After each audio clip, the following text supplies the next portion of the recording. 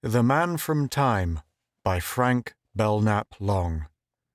Performed by Paul Lawley-Jones.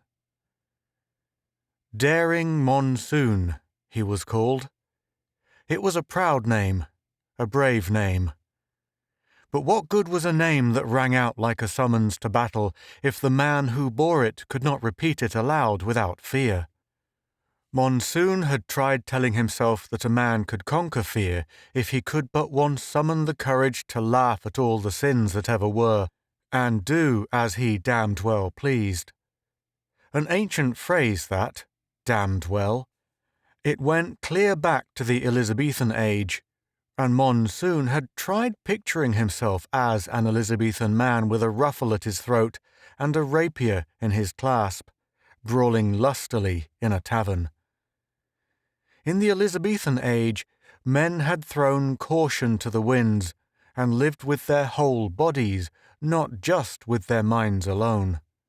Perhaps that was why, even in the year 3689, defiant names still cropped up. Names like Independence Forest and Man Live Forever. It was not easy for a man to live up to a name like Man Live Forever.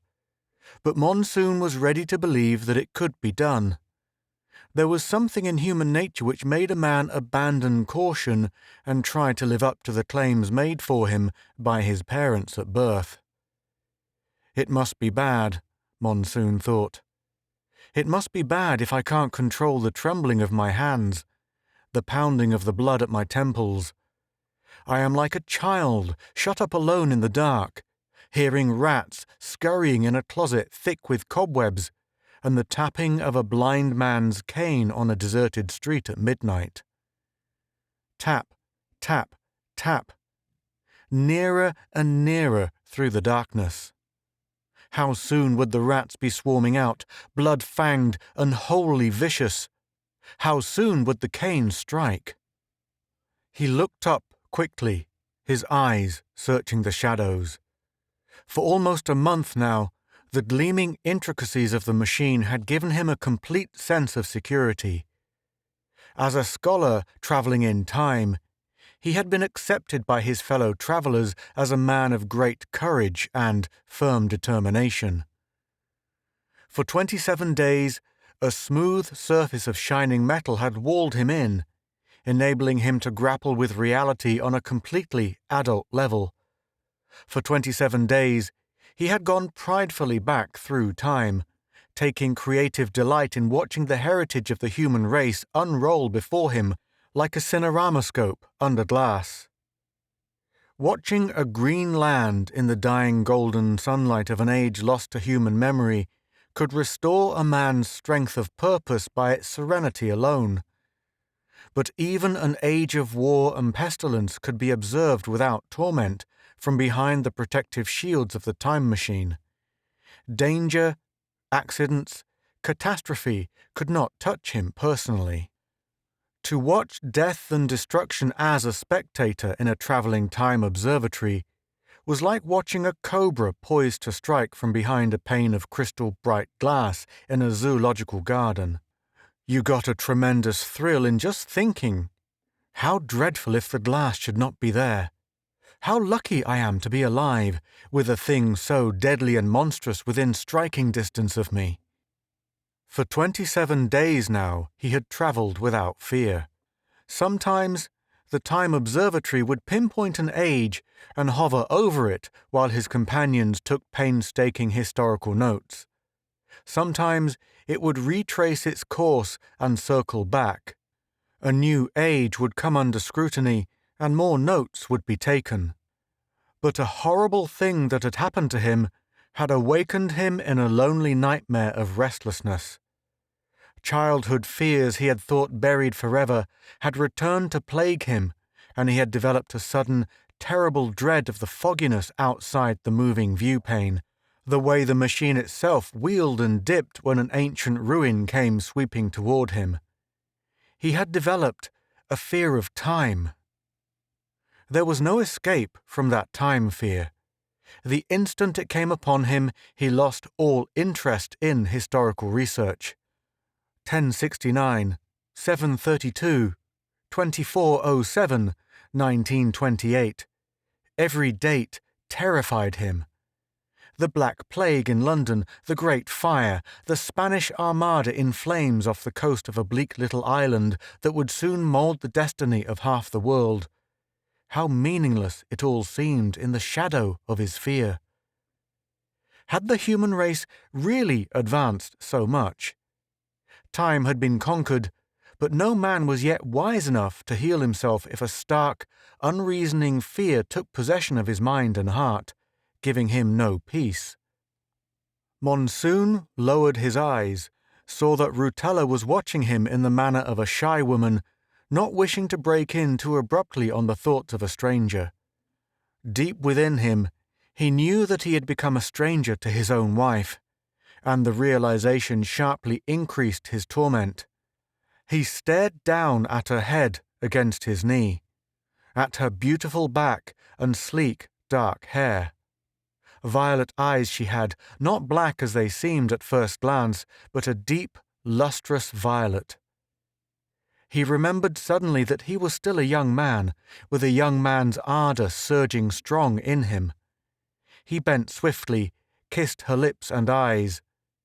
As he did so, her arms tightened about him until he found himself wondering what he could have done to deserve such a woman. She had never seemed more precious to him, and for an instant he could feel his fear lessening a little. But it came back, and was worse than before.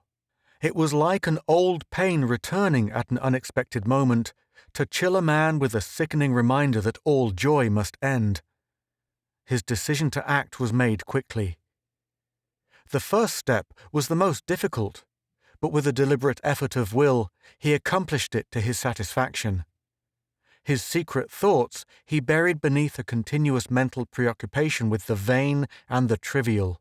It was important to the success of his plan that his companions should suspect nothing. The second step was less difficult. The mental block remained firm, and he succeeded in carrying on actual preparations for his departure in complete secrecy. The third step was the final one, and it took him from a large compartment to a small one, from a high arching surface of metal to a maze of intricate control mechanisms in a space so narrow that he had to crouch to work with accuracy. Swiftly and completely, his fingers moved over instruments of science which only a completely sane man would have known how to manipulate. It was an acid test of his sanity, and he knew as he worked that his reasoning faculties at least had suffered no impairment. Beneath his hands, the Time Observatory's controls were solid shafts of metal. But suddenly, as he worked, he found himself thinking of them as fluid abstractions, each a milestone in man's long progress from the jungle to the stars, time and space, mass and velocity.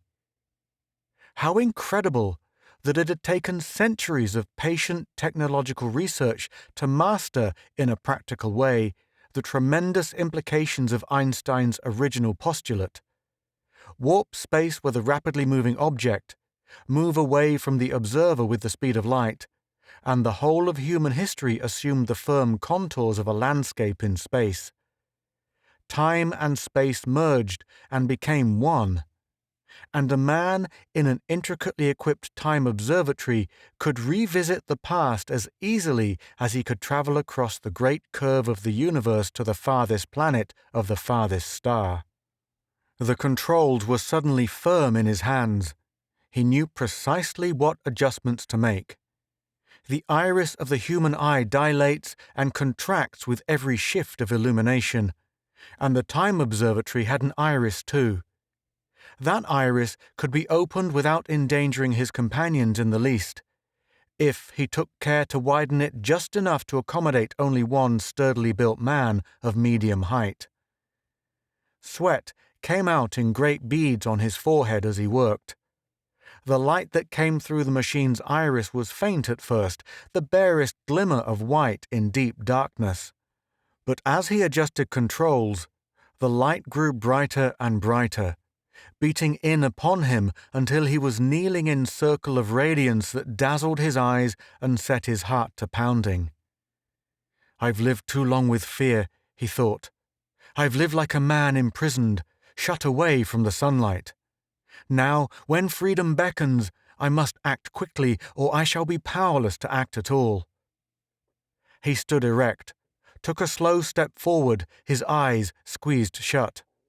Another step, another, and suddenly he knew he was at the gateway to time's sure knowledge, in actual contact with the past, for his ears were now assailed by the high confusion of ancient sounds and voices. He left the time machine in a flying leap, one arm held before his face. He tried to keep his eyes covered as the ground seemed to rise to meet him. But he lurched in an agony of unbalanced and opened his eyes, to see the green surface beneath him flashing like a suddenly uncovered jewel. He remained on his feet just long enough to see the time observatory dim and vanish. Then his knees gave way and he collapsed with a despairing cry as the fear enveloped him. There were daisies in the field where he lay, his shoulders and naked chest pressed to the earth. A gentle wind stirred the grass, and the flute-like warble of a songbird was repeated close to his ear, over and over with a tireless persistence. Abruptly, he sat up and stared about him. Running parallel to the field was a winding country road, and down it came a yellow and silver vehicle on wheels, its entire upper section encased in glass which mirrored the autumnal landscape with a startling clearness. The vehicle halted directly in front of him, and a man with ruddy cheeks and snow-white hair leaned out to wave at him. "Good morning, mister," the man shouted. "Can I give you a lift into town?" Monsoon rose unsteadily, alarm and suspicion in his stare. Very cautiously, he lowered the mental barrier, and the man's thoughts impinged on his mind in bewildering confusion. "He's not a farmer, that's sure. Must have been swimming in the creek. But those bathing trunks he's wearing are out of this world. Huh, I wouldn't have the nerve to parade around in trunks like that, even on a public beach. Probably an exhibitionist. But why should he wear 'em out here in the woods? No blondes or redheads to knock silly out here. Huh, he might have the courtesy to answer me. Well, if he doesn't want to lift into town, it's no concern of mine." Monsoon stood watching the vehicle sweep away out of sight. Obviously, he had angered the man by his silence, but he could answer only by shaking his head. He began to walk, pausing an instant in the middle of the bridge to stare down at a stream of water that rippled in the sunlight over moss-covered rocks. Tiny silver fish darted to and fro beneath the tumbling waterfall, and he felt calmed and reassured by the sight. Shoulders erect now, he walked on. It was high noon when he reached the tavern. He went inside, saw men and women dancing in a dim light, and there was a huge, rainbow-colored musical instrument by the door which startled him by its resonance. The music was wild, weird, a little terrifying. He sat down at a table near the door and searched the minds of the dancers for a clue to the meaning of what he saw. The thoughts which came to him were startlingly primitive, direct, and sometimes meaningless to him. "Go easy, baby. Swing it. Sure, we're in the groove now, but you never can tell. I'll buy you an orchid, honey. Not roses, just one orchid. Black, like your hair. Ever see a black orchid, hun? They're rare and they're expensive." "Oh, Dal, hold me closer. The music goes round and round. It will always be like that with us, honey. Don't ever be a square. That's all I ask. Don't ever be a square. Cuddle up to me. Let yourself go. When you're dancing with one girl, you should never look at another. Don't you know that, Johnny?" "Sure, I know it, doll. But did I ever claim I wasn't human?" "Doll, baby. Look all you want to, but if you ever dare." Monsoon found himself relaxing a little. Dancing in all ages was closely allied to lovemaking, but it was pursued here with a careless rapture which he found creatively stimulating. People came here not only to dance, but to eat, and the thoughts of the dancers implied that there was nothing stylized about a tavern. The ritual was a completely natural one. In Egyptian bas-reliefs, you saw the opposite in dancing. Every movement rigidly prescribed, arms held rigid and sharply bent at the elbows, slow movements rather than lively ones, a bowing and a scraping with bowls of fruit extended in gift offerings at every turn. There was obviously no enthroned authority here, no bejeweled king to pacify when emotions ran wild, but complete freedom to embrace joy with corybantic abandonment. A tall man in ill-fitting black clothes approached Monsoon's table, interrupting his reflections with thoughts that seemed designed to disturb and distract him out of sheer perversity. So even here there were flies in every ointment, and no dream of perfection could remain unchallenged. He sat unmoving, absorbing the man's thoughts. "What does he think this is? A bathhouse? Mike says it's okay to serve them if they come in from the beach just as they are. But just one quick beer, no more. This late in the season you'd think they'd have the decency to get dressed." The sepulchrally dressed man gave the table a brush with a cloth he carried, then thrust his head forward like an ill-tempered scavenger bird. "Can't serve you anything but beer. Boss's orders, okay?" Monsoon nodded, and the man went away. Then he turned to watching the girl. She was frightened. She sat all alone, plucking nervously at the red and white checkered tablecloth. She sat with her back to the light, bunching the cloth up into little folds, then smoothing it out again. She'd ground out lipstick-smudged cigarettes until the ashtray was spilling over. Monsoon began to watch the fear in her mind. Her fear grew when she thought that Mike wasn't gone for good. The phone call wouldn't take long, and he'd be coming back any minute now. And Mike wouldn't be satisfied until she was broken into little bits. Yes, Mike wanted to see her on her knees, begging him to kill her. "Kill me, but don't hurt Joe. It wasn't his fault. He's just a kid. He's not 20 yet, Mike." That would be a lie, but Mike had no way of knowing that Joe would be 22 on his next birthday, although he looked 18 at most. There was no pity in Mike, but would his pride let him hot rod an 18-year-old? "Mike won't care. Mike will kill him anyway.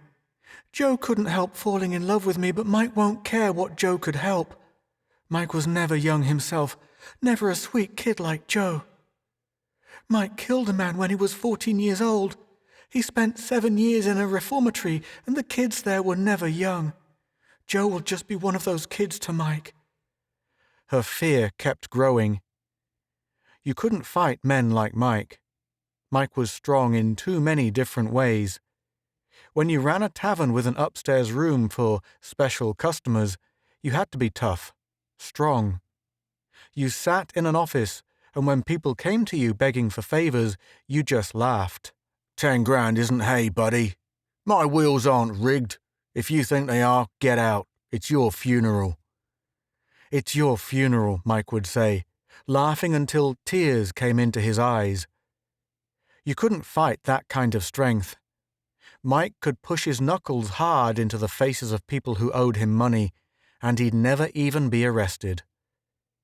Mike could take money crisp and new out of his wallet, spread it out like a fan, say to any girl crazy enough to give him a second chance, "I'm interested in you, honey. Get rid of him and come over to my table." He could say worse things to girls too decent and self-respecting to look at him at all. You could be so cold and hard, nothing could ever hurt you. You could be Mike Gallant. How could she have loved such a man, and dragged Joe into it, a good kid who had made only one really bad mistake in his life, the mistake of asking her to marry him? She shivered with a chill of self-loathing, and turned her eyes hesitantly toward the big man in bathing trunks who sat alone by the door. For a moment, she met the big man's eyes, and her fears seemed to fade away. She stared at him, sunburned, almost black, muscles like a lifeguard, all alone and not on the make. When he returned her stare, his eyes sparkled with friendly interest, but no suggestive, flirtatious intent. He was too rugged to be really handsome, she thought, but he wouldn't have to start digging in his wallet to get a girl to change tables either. Guiltily, she remembered Joe. Now, it could only be Joe. Then she saw Joe enter the room. He was deathly pale, and he was coming straight toward her between the tables. Without pausing to weigh his chances of staying alive, he passed a man and a woman who relished Mike's company enough to make them eager to act ugly for a daily handout. They did not look up at Joe as he passed, but the man's lips curled in a sneer, and the woman whispered something that appeared to fan the flames of her companion's malice. Mike had friends. Friends who would never rat on him while their police records remained in Mike's safe, and they could count on him for protection. She started to rise, to go to Joe and warn him that Mike would be coming back. But despair flooded her, and the impulse died. The way Joe felt about her was a thing too big to stop. Joe saw her slim against the light, and his thoughts were like the sea surge, wild, unruly. Maybe Mike will get me. Maybe I'll be dead by this time tomorrow. Maybe I'm crazy to love her the way I do. Her hair against the light, a tumbled mass of spun gold. Always a woman bothering me for as long as I can remember. Molly, Anne, Janice. Some were good for me, and some were bad. You see a woman on the street walking ahead of you, hips swaying, and you think, I don't even know her name, but I'd like to crush her in my arms. I guess every guy feels like that about every pretty woman he sees, even some that aren't so pretty. But then you get to know and like a woman, and you don't feel that way so much. You respect her, and you don't let yourself feel that way. Then something happens. You love her so much, it's like the first time again, but with a whole lot added. You love her so much, you'd die to make her happy. Joe was shaking when he slipped into the chair left vacant by Mike, and reached out for both her hands. I'm taking you away tonight, he said. You're coming with me. Joe was scared, she knew, but he didn't want her to know. His hands were like ice, and his fear blended with her own fear as their hands met. He'll kill you, Joe. You've got to forget me, she sobbed. I'm not afraid of him. I'm stronger than you think. He won't dare come at me with a gun, not here before all these people. If he comes at me with his fists, I'll hook a solid left to his jaw that will stretch him out cold. She knew he wasn't deceiving himself. Joe didn't want to die any more than she did. The man from Time had an impulse to get up, walk over to the two frightened children, and comfort them with a reassuring smile. He sat, watching, feeling their fear beating in tumultuous waves into his brain. Fear in the minds of a boy and a girl because they desperately wanted one another. He looked steadily at them, and his eyes spoke to them. Life is greater than you know. If you could travel in time and see how great is man's courage, if you could see all of his triumphs over despair and grief and pain, you would know that there is nothing to fear, nothing at all. Joe rose from the table, suddenly calm, quiet. Come on, he said quietly. We're getting out of here right now. My car's outside, and if Mike tries to stop us, I'll fix him. The boy and the girl walked toward the door together, a young and extremely pretty girl and a boy grown suddenly to the full stature of a man. Rather regretfully, Monsoon watched them go. As they reached the door, the girl turned and smiled, and the boy paused too, and they both smiled suddenly at the man in the bathing trunks. Then they were gone. Monsoon got up as they disappeared, left the tavern. It was dark when he reached the cabin. He was dog-tired, and when he saw the seated man through the lighted window, a great longing for companionship came upon him. He forgot that he couldn't talk to the man, forgot the language difficulty completely. But before this insurmountable element occurred to him, he was inside the cabin. Once there, he saw that the problem solved itself. The man was a writer, and he had been drinking steadily for hours. So the man did all of the talking, not wanting or waiting for an answer. A youngish, handsome man he was, with greying temples and keenly observant eyes. The instant he saw Monsoon, he started to talk. "Welcome, stranger," he said. "Been taking a dip in the ocean, eh? Can't say I'd enjoy it this late in the season." Monsoon was afraid at first that his silence might discourage the writer, but he did not know writers. "It's good to have someone to talk to," the writer went on. "I've been sitting here all day trying to write. I'll tell you something you may not know. You can go to the finest hotels, and you can open case after case of the finest wine, and you still can't get started sometimes." The writer's face seemed suddenly to age. Fear came into his eyes, and he raised the bottle to his lips, faced away from his guest as he drank as if ashamed of what he must do to escape despair every time he faced his fear. He was trying to write himself back into fame. His greatest moment had come years before when his golden pen had glorified a generation of madcaps. For one deathless moment, his genius had carried him to the heights, and a white blaze of publicity had given him a halo of glory. Later had come lean and bitter years, until finally his reputation dwindled like a gutted candle in a wintry room at midnight. He could still write, but now fear and remorse walked with him and would give him no peace. He was cruelly afraid most of the time.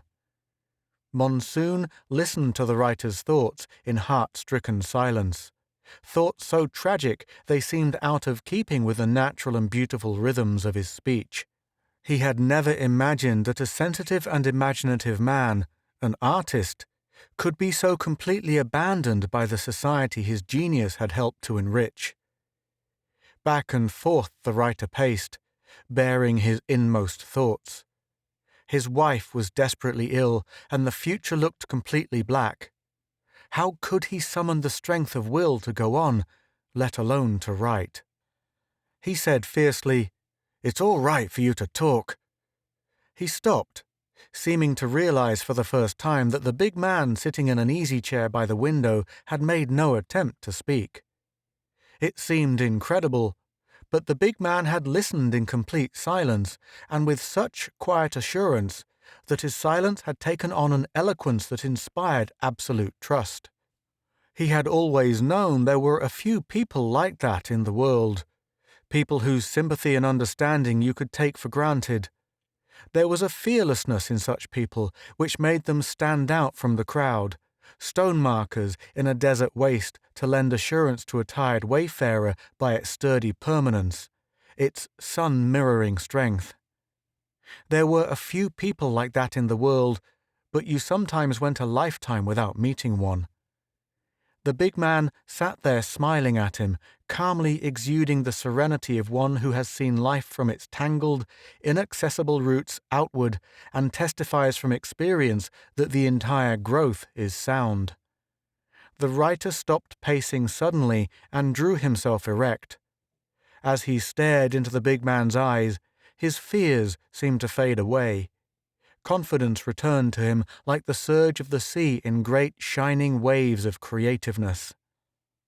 He knew suddenly that he could lose himself in his work again, could tap the bright resonant bell of his genius until its golden voice rang out through eternity. He had another great book in him, and it would get written now. It would get written. "You've helped me," he almost shouted. "You've helped me more than you know. I can't tell you how grateful I am to you.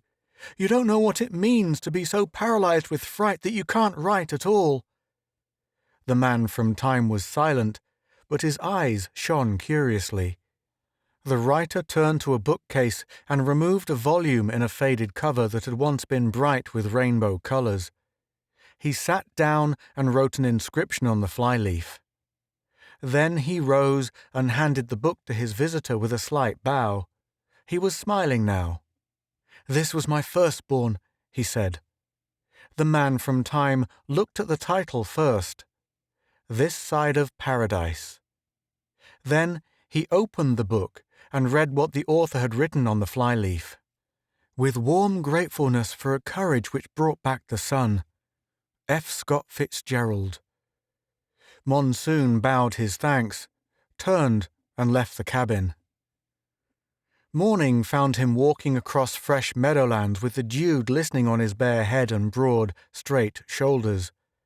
They'd never find him, he told himself hopelessly.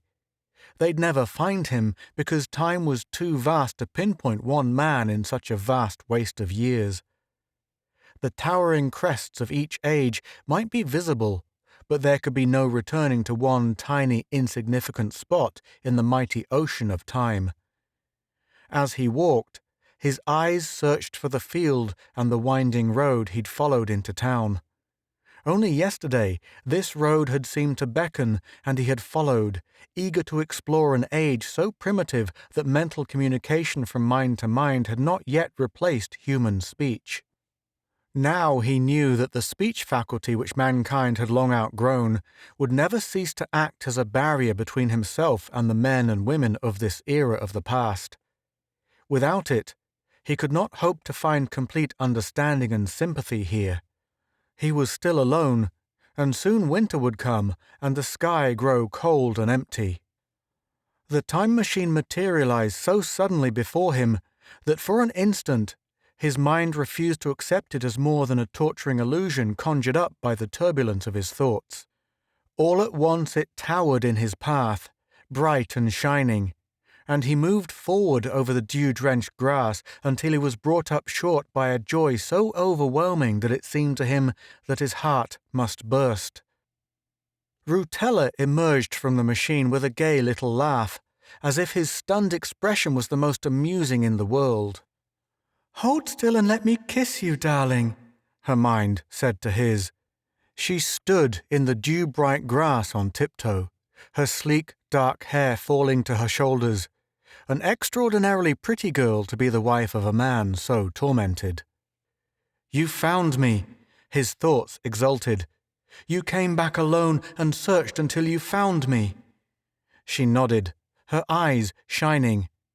So time wasn't too vast to pinpoint after all, not when two people were so securely wedded in mind and heart that their thoughts could build a bridge across time. "The Bureau of Emotional Adjustment analyzed everything I told them. Your psychograph ran to 57 pages, but it was your desperate loneliness which guided me to you."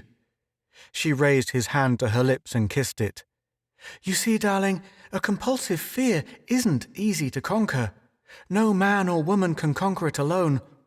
Historians tell us that when the first passenger rocket started out for Mars, space fear took men by surprise in the same way your fear gripped you. The loneliness, the utter desolation of space was too much for a human mind to endure." She smiled her love. "We're going back. We'll face it together and we'll conquer it together. You won't be alone now. Darling, don't you see, it's because you aren't a clod, because you're sensitive and imaginative that you experience fear. It's not anything to be ashamed of. You are simply the first man on Earth to develop a new and completely different kind of fear. Time fear." Monsoon put out his hand and gently touched his wife's hair. Ascending into the time observatory, a thought came unbidden into his mind. Others he saved, himself he could not save. But that wasn't true at all now. He could help himself now. He would never be alone again. When guided by the sure hand of love and complete trust, self-knowledge could be a shining weapon. The trip back might be difficult, but holding tight to his wife's hand, he felt no misgivings, no fear. You have been listening to The Man from Time by Frank Belknap Long, performed by Paul Lawley Jones.